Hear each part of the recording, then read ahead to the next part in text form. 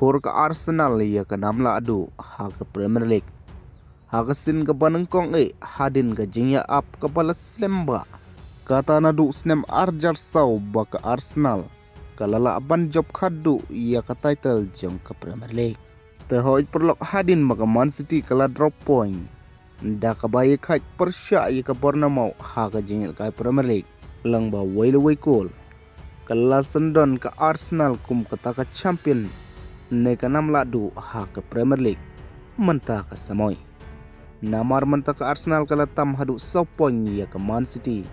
ha ka mi king point jong ka Premier League but wala da kidang sa mar sa ka we ka jingil kai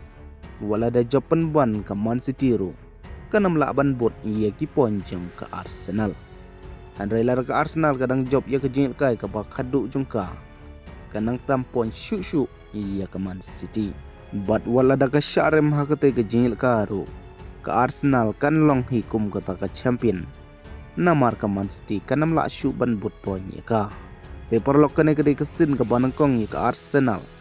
ban yok Korea ka namla adu ne ka title jong ka Premier League hadin ka jingi up ka bal slemba kata ka jingjob ba khadu ka jongka kade usnem arjar sau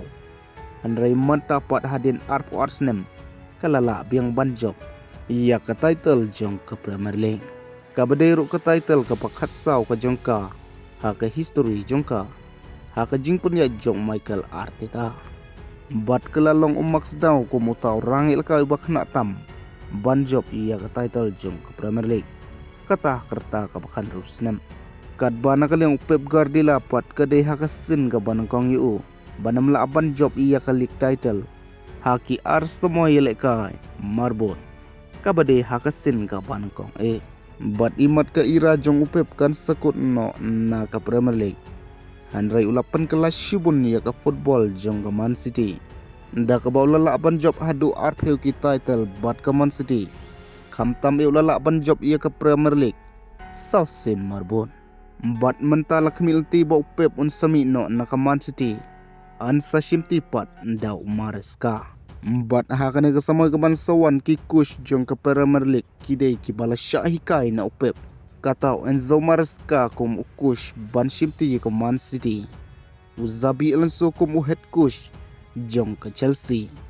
bat u Arteta pat manta ubdang lit haka top jong ka Premier League